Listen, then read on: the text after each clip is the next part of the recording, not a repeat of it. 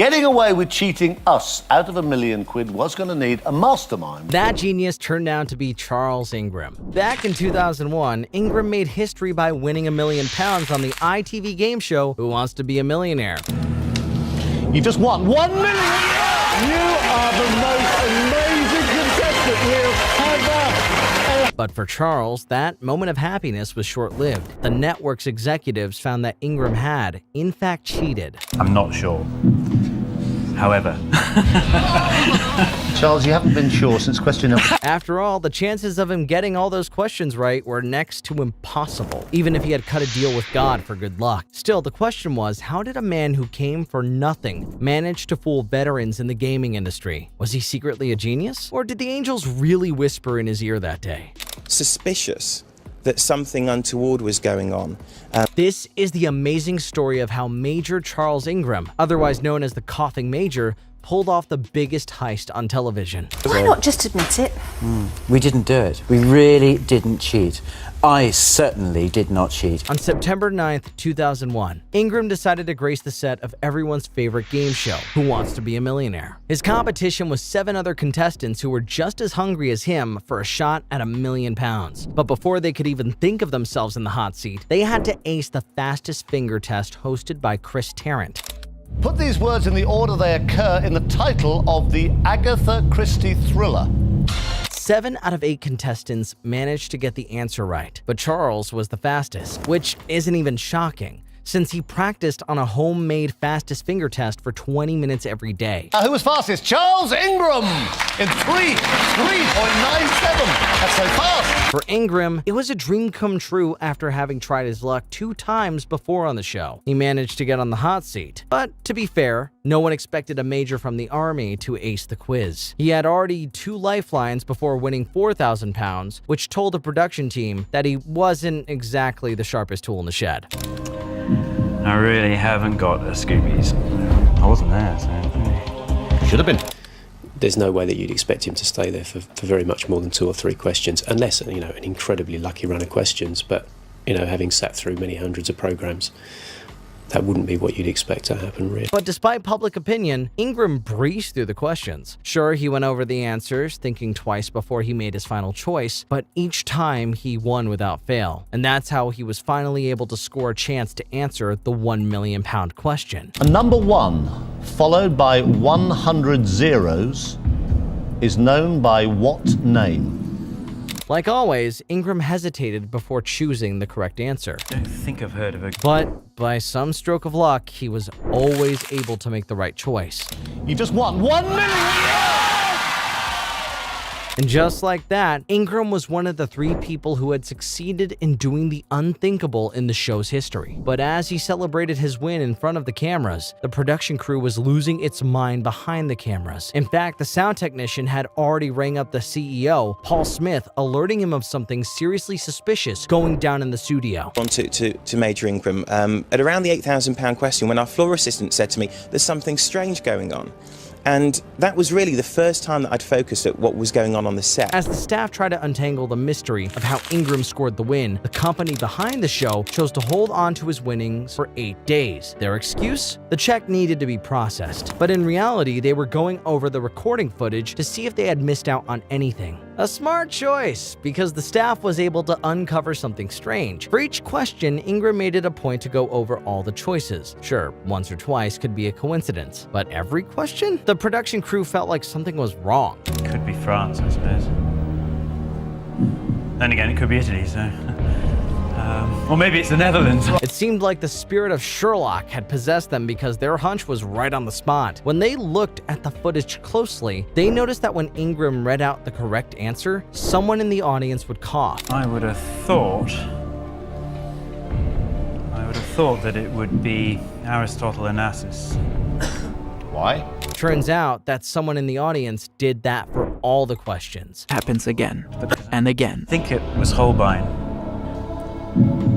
So the next step was to figure out who was coughing. Contrary to what most people think, it's not just the people in the spotlight who've got on mics. The audience has cameras and mics on them too. And so after a bit of investigative work, the staff was able to figure out that the ones coughing were none other than Diana, Ingram's wife, and another contestant by the name of CHn&x, a gaming show enthusiast from Welsh College. A1 or Craig David? No, I'll go Craig David. Yeah. So Ingram was stripped of the prize, and the company behind the show, Celador, took him to court.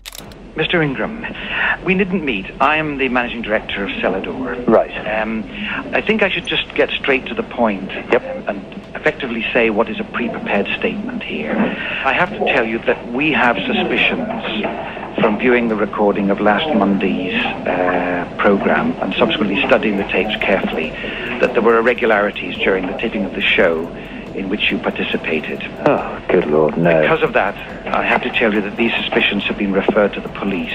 Right. And thus, we, not for the moment, will be airing the program or indeed authorizing payment of the check.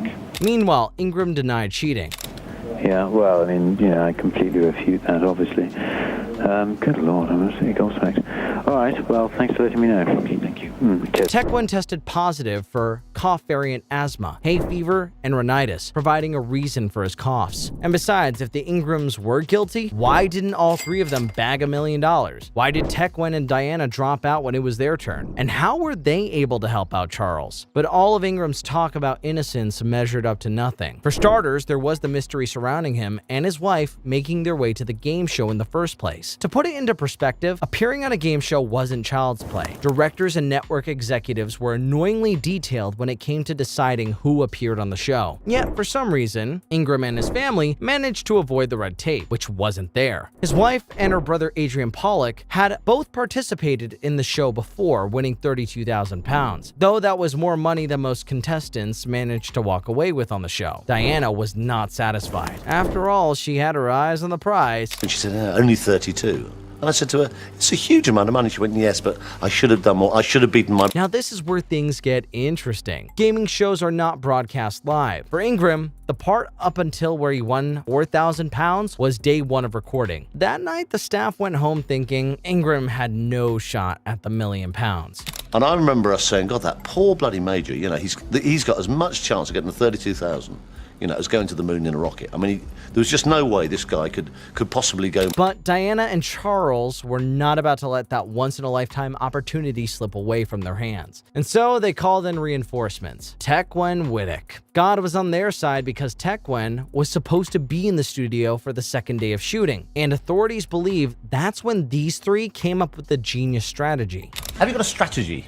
Well, I have actually. I have got a strategy. I was a bit defensive on the last show. And so the three were dragged to court for procuring the execution of a valuable security by deception. Viewers around the globe patiently waited for updates as the trial took place at Southwark Crown Court 1.5 years later. After a long 4 weeks, the jury eventually found the Ingrams and Whittock guilty. The Ingrams received 18 months in prison, while Whittock was sentenced to 12 months. What's more, each of them was fined £15,000 and ordered to pay £10,000 to cover the prosecution costs. Ingram essentially lost everything. On August 19, 2003, the Army Board asked him to resign after 16 years of service. Of course, he did try to appeal against the ruling. Well, I should make one thing clear, and I'll only say it once, and that's it, and then I'll move on and talk about the victim side of it. We didn't cheat on that show. There was no plan to cheat on that show. I won that money perfectly honestly and fairly and squarely, and while I was sitting there in the centre of the studio, I did not notice any coughing at all. I was entirely unaware of it. And here's the story that Diana went with. Why did you cough then, Diana? I think I needed to clear my throat. But on May 19, 2004, the Court of Appeal turned down his request. Years later, the coughing major scandal continues to intrigue folks everywhere. One man who is good with numbers decided to calculate the probability of the coughs being coincidental.